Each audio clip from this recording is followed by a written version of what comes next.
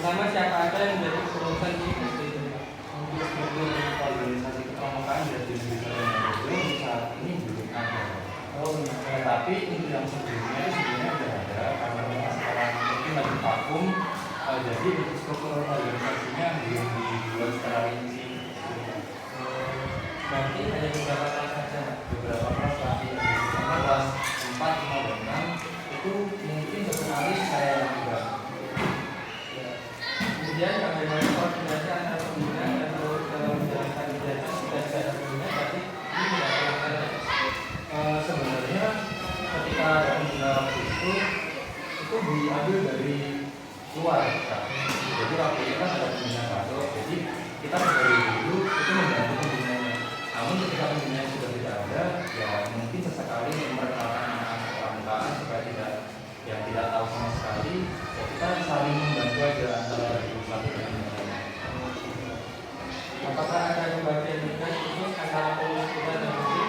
Nah itu sebelumnya apakah ada satu tugasnya Pak antara putra atau putra? Ada, kalau dulu itu untuk putra ada saya, ada Mas Panji, ada Pak Yanto, dan untuk putri ada Bu Sepina, ada Bu Eka, sama satu lagi Eka Kasih. Yang itu untuk pembagian tugasnya gimana? Itu waktu itu untuk saya itu di Penggalang. Saya Penggalang, Pak Yanto di Siaga, Mas Panji sebagai untuk membantu kita. Mungkin ada yang cedera atau anak-anak yang mungkin sangat aktif. Terus untuk yang di IP atau putri itu di Siaga ada Bu Susi, Penggalangnya ada Bu Eka. Untuk kelas siaga itu berapa? Untuk kelas siaga itu kelas 1 dan kelas 2. Kelas 3-nya ada namun tidak semuanya karena berdasarkan umur Kak. Tapi untuk yang Penggalang itu 4, 5, 6 sudah pasti ikut ada. Kelasnya ya. Dekat. Padahal enggak ini. Dua telepon. Pak, berapa kali dalam sebulan kegiatan pramuka dilakukan? Dalam 1 bulan kegiatan pramuka ketika masih aktif itu 1 bulan 4 kali. Di 1 minggu 1 kali di setiap hari Sabtu. Di jam terakhir 1 jam terakhir pelajaran. Satu lah. Hari Sabtu.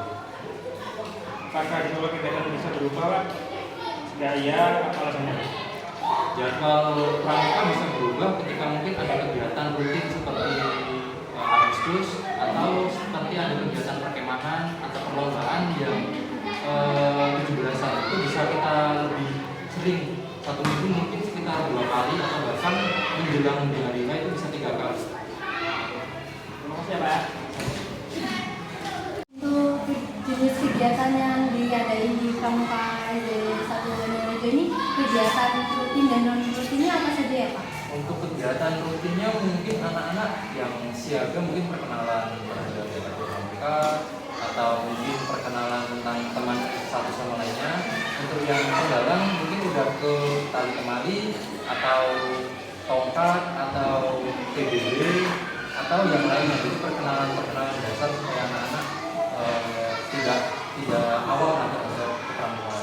Untuk menentukan tema atau jenis kegiatan ketika melaksanakan kegiatan pramuka tiap minggunya itu biasanya diadakan diskusi terlebih dahulu dengan pembina-pembina lainnya atau emang langsung saja gitu Pak?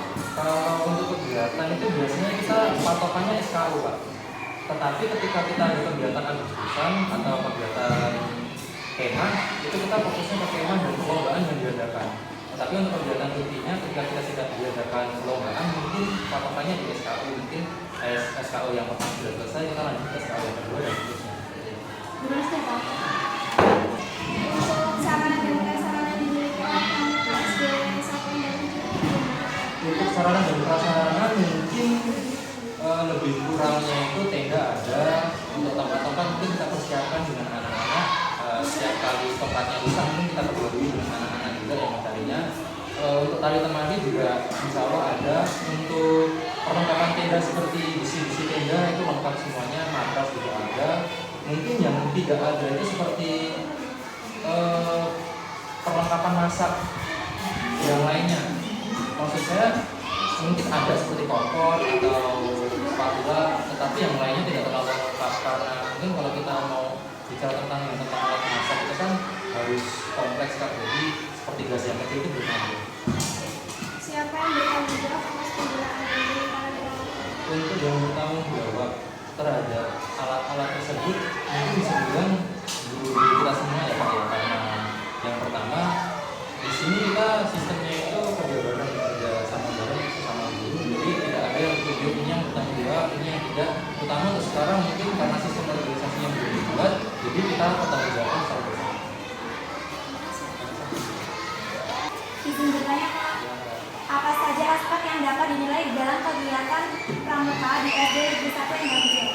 Kalau aspek yang dinilai untuk anak-anak mungkin yang pertama aspek disiplinan anak-anak, bagaimana anak-anak mengikuti kegiatan pramukaan secara keseluruhan.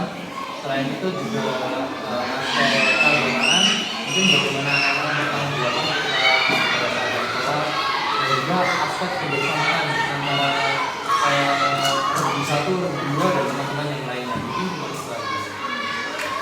Apakah ada buku penilaian atau rapor khusus untuk kegiatan pramuka di SD Negeri 1 yang Jauh? Untuk raport penilaian kita menganut ke SKU, jadi SKU.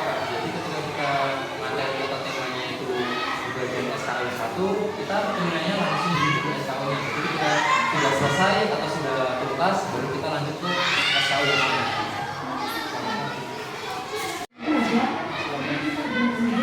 Untuk prestasi, itu apa saja yang pernah diraih dan bagaimana dampaknya bagi semangat anggota pramuka lain di SD Negeri 1 yang Jauh? Untuk prestasi anak-anak ketika mengikuti kepramukaan mungkin ada beberapa di bagian bidang yang waktu ada perlombaan seperti Agustusan Kak tema, atau mungkin waktu saat lomba PBB gerak jalan itu pernah ada, pialanya juga ada di kantor, dan anak itu ketika memperoleh juara atau memperoleh piala itu sangat senang pastinya, dan itu membangkitkan motivasi anak-anak untuk semangat bergerak lagi dalam mengikuti kegiatan kepramukaan.